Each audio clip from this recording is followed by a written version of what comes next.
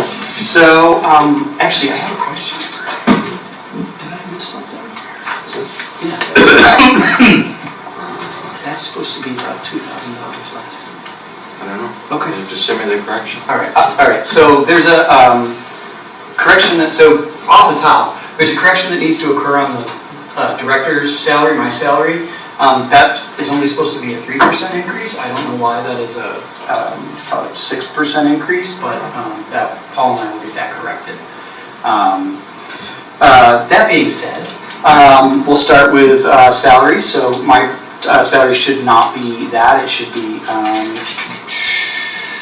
124,571 was the budget. That's a 3% increase. As a reminder, the library is not part of the same town. Thank you very much. The same town schedule. We do a 2% step for full-time staff, and a 2% COLA for all staff, and a 1% step for full-time staff.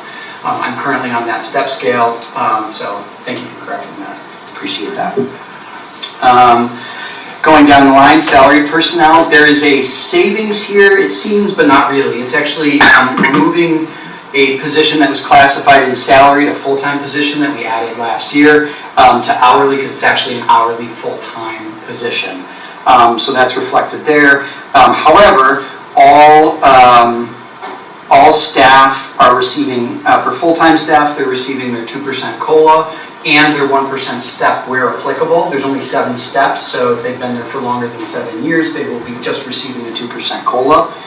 And then all hourly staff are going to be receiving the same percentage increase that the minimum wage is, which is a 3.3% increase. And again, the reason it looks so large is because we moved that full-time position that was originally positioned or is categorized as salary into the hourly position. Moving down, our equipment line is up. We have a server replacement coming up in 2026 that accounts for that increase. Next is automation. As many folks have probably already said, the Windows 11 upgrade means we need to buy some new computers that can handle Windows 11, so that's going up a bit. Moving down to utilities, we're expecting the increase on gas. I don't expect a change in our rate there aside from RG&E's increases. Electric, we're actually seeing some savings. Oh, did I jump down? Oh, I'm sorry. That's okay. I'm looking at my working spreadsheet. I'm sorry, everyone. It's right here. Yeah, I'm slightly different order. I'm in slightly different order. All right. Can we go back up to the top? Back up. All right, let's go back up to the top. So, conference line, we're keeping this flat. You all voted to support an increase last year. It's more than served us. We're going to keep it the same this year. Telephone, this is playing catch up for the Ring Central conversion. Initially, we were quoted that it was going to remain the same. Paul and I crunched numbers and came up with the correct figure, I think. So that is a large increase, but should be remain at the same increase that the town sees from now on. The copier lease is flat, so that's a $3,000 fee, and that's one of our money makers that you'll see in the revenue. So that pays for itself. Credit card and usage fees, I'm actually expecting this to eventually go down as we've declined or decreased our fines and fees, but we haven't seen that actual decrease yet. So we're still seeing revenue coming in, and we were also able to move to a new, more modern system. If you've been in the library recently, we have Clover, so you can tap to pay, you can Apple Pay.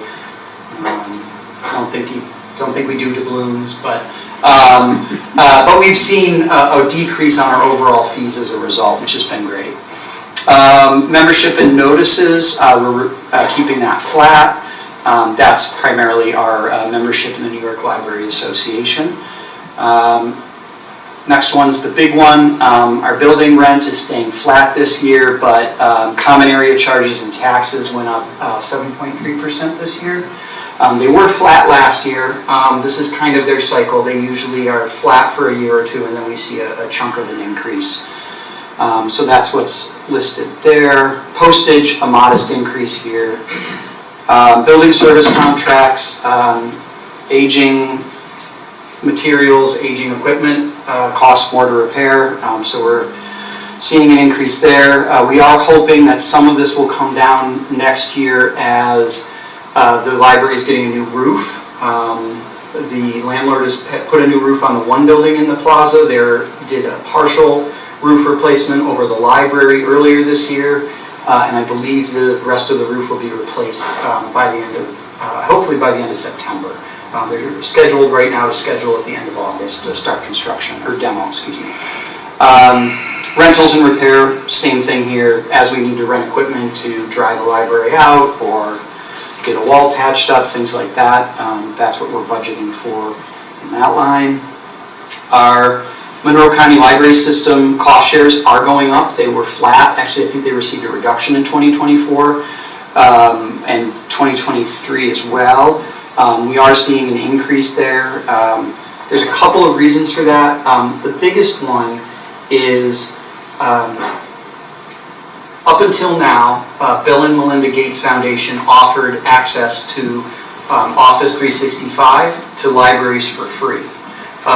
This year, they ended that program. So at the end of this year, libraries will have to pay basically an educator's rate. So it's still at a discount, and we still find consortia that we can work through to bring it down.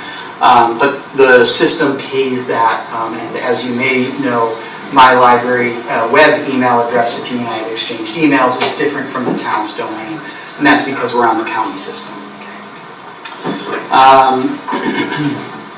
Subscriptions. Subscriptions go up every year. We do our best to control costs, but we're seeing a small increase in that one. Library materials, that line, again, this is books, DVDs, that kind of thing. As we are trying to catch up with our peers, as I believe I presented to this board 2-3 years ago now, I'm trying to do a slow, iterative march to catch us up with our peers. In 2022, when I started here, we were at $100,000 and our peers were at $200,000, and that played out on a per capita basis as well. So I'm slowly trying to add $10,000 a year until we hit that $200,000 mark. Obviously, their budgets will have shifted, but I'm trying to play a little catch up so we're not borrowing so heavily from those other libraries. And what that equates to for the taxpayers is shorter wait times for the books that they want. Library databases, database costs go up every year, just like any other subscription. We are seeing a rather large increase for a couple of our vendors who are, for lack of a better word, sole source. Cleaning supply and maintenance, we keep negotiating to try and keep that flat. Same with our office supplies. As a note, our office supply line is also the supply line where the books get their stickers and their Mylar covers and all that stuff. So if you're saying how much can a library spend on paper clips, it's not just paper clips, it's also all the ancillary stuff that goes around a book or a DVD to get it out. The magnetic swipe things, all that stuff. Natural gas, back to where I was a little bit ago. We're just expecting the normal increase from RG&E that they've published and was approved by the state.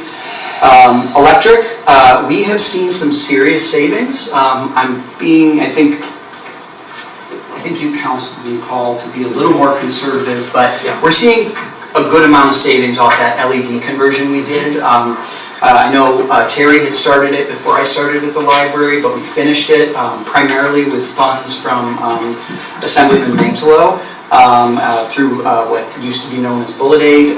That's been a really, really good cost savings for us. We were also able to capitalize on rebates that I believe are being sunset, so we were able to take some of that and put it back into the library as well. So that's been a really, really nice project for us. And then water, we're just trying to budget to actual there. The more people we get in the building, the more water we use. I'm ready to talk about retirement. I was about that. Thank you, Paul. You see a very large increase to retirement.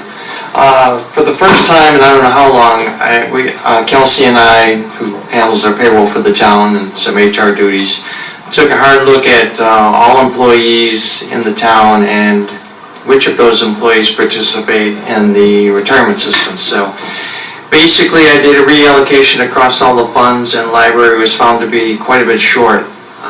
So I think prior year budgets were understated, so I wanted to right size it this year. And it's kind of a double whammy because retirement costs have gone up substantially also in the past 2 years. So that's built in there too. The other line that's gone up quite a bit is the medical insurance for the employees.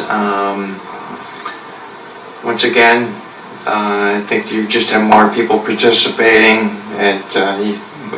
with more premiums. And the rates are up, of course. I build in about a 12% increase. So those are the big changes in the benefit side. Thanks, Paul. Scrolling right down to revenue, printing remains a moneymaker for us. I know we'll reach an inflection point at some point in the future when demand for paper goes down, but we're not there yet. I continue to estimate less than actual because I don't know when that's going to happen. But I would expect, we're on track to make more than $12,000 this year. So I would expect that in 2026, we'll probably do that again. It'll change, I don't know when, but we're not there yet. And I think it's partially because we have a lot of people who come in who have internet access at home, who have computers at home, who have smartphones, who don't have printers and don't see the point in keeping them anymore. So we've got a lot of people who come in who otherwise have every mean able to go over and print themselves, but decide to use the library. So that's been a nice source of revenue for us. It's the cost of ink. What's that? It's the cost of ink. Oh, well, no, absolutely. Yeah, I mean, we're paying for it Crazy. too. Yeah. Yeah, no, I mean, 100%. And it doesn't help that those things are cheaper to replace than it is to refill. It's sad, right? It is, yeah. Yeah. Library card replacement fees, we're keeping this same, and this is money in, money out. We buy the cards from the Monroe County Library System and then we pass that on directly. And these are just replacement fees. If you're coming in as a new user, a new patron, you get your library card. If you need a new one, we charge you for the plastic we gotta buy for that. Billing replacement for lost books. This is pretty low, not actual cost of the books that we receive. We do encourage people to try and find replacements where possible because they can usually find them cheaper than we need to charge them. So this isn't really, I wouldn't really consider this revenue, but it is money we take in. There is a loss that's behind this figure though. Interest and earnings, again, Paul has counseled me to be conservative here. Yeah, but trying to be. We've done a good job building that fund balance in anticipation of what comes next for the library. But we have seen a nice earnings on that fund. We do, doing well with interest earnings. Rates are right around 4% still.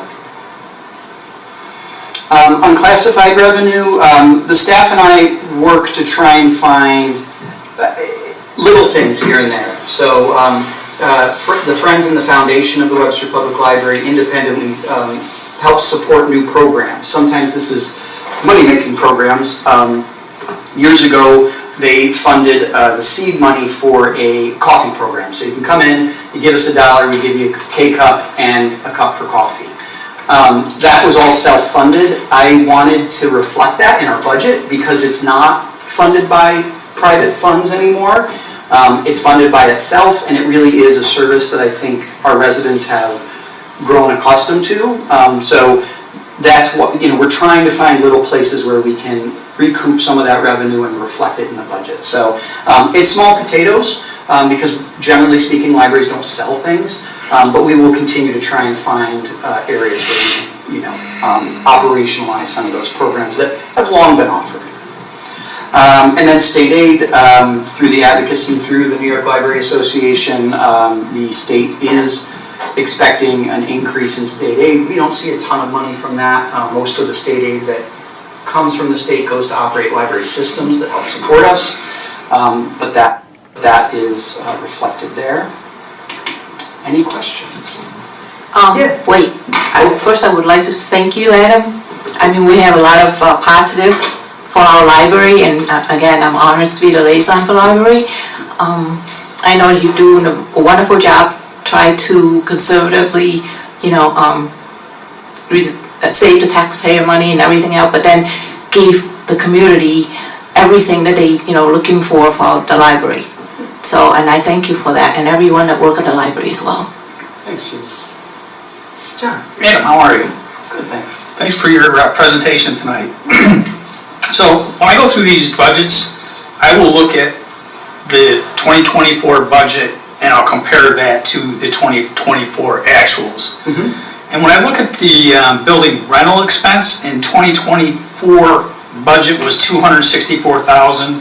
The actual was $19,720, which is a significant delta. And I know you had mentioned earlier that the rental fluctuates, and I wonder if you could just give a little more detail on that. I think that's a question for me. Yeah, because I think that's when we separated. It was 2024 when we separated them, right? Yeah, we separated, but I think you're saying it's a very small rent, even though we budgeted much higher. Correct. Because it has to, GASB 87 requires us to reclassify rental payments that are handled through a lease to debt service. So this is an entry which occurs toward the end of the year, which basically skews the actual expense account. Ends up in debt service. I've continued to budget it as rent expense rather than lease principal and interest payments, because I think that's more confusing. Does the same hold Separate true for the the budget, building common charges? I think the budget makes sense doing it that way, but when you compare it to the actuals, it looks way off. Yeah. You're right. Could you repeat your second question, John? I couldn't. Does that pertain to the building common charges also? Because 2024 budget was $211,000, the actual was $123,000. That must have been the same, right? For, I mean, yeah, for the CAM? For the CAM and the taxes, yeah. CAM was also affected by that, for that Okay. same reason. And the only other question I had was the library materials. The actual one, 2024 was $108,000, and you're budgeting $140,000. I know you had mentioned something about your peers. Yep. Budgeting $200,000. Who are your peers? Your Those are the other Comparing large to- suburban libraries. So those are the suburban libraries in Monroe County that have over 30,000 residents. So I think Pittsburgh just peaked that. So the 2020 census was the last, check Right. where there was a change. So Greece, not Henrietta, even though they act like, not act like it, but perform like it. But it's Greece, Fairport, Pittsburgh, Penfield, everybody, all the big towns except for the city of Rochester, that's kind of in a class of its own. So this is just for you to order more books or? Yep, exactly right. So we're in a collective system, right? We all borrow from each other. Our peers, actually every single one of them was at 200,000 or higher. And I think in the presentation I gave, we were at 110,000 that year or 100,000. I'd like to get up there. One of the things that a lower, I call it collections, it's not, I know Tom, you hate that word, but the fewer materials we have, the harder we have to lean on the other libraries in Monroe County. And while that's a net gain for us in terms of the volume, the wait time then increases because all Webster materials go to Webster patrons first. What I mean by that is, let's say the next John Grisham comes out, right? Everybody wants to read it. A Webster copy, there's 300 people on the holds list. There might be a person from Greece, a person from Fairport, a person from Ogden, and then a person from Webster. Our book skips that and goes to the Webster patron first. Right. So the fewer Webster books we have, the heavier we have to lean on those other libraries, and the longer Webster patrons have to wait. So we send our dues, I'm confused. So if we have 6 Grisham books and we only have 2 Webster residents on the list, we will send the remaining 4 to other outside municipalities? Yeah, well, other libraries in Monroe County, yes. I did not realize that. Yeah, but libraries let you borrow books from other libraries that you go to and they don't have. If I they did don't not have know what you that. need, they'll find it and bring it to your library, so you don't have to drive to Ogden.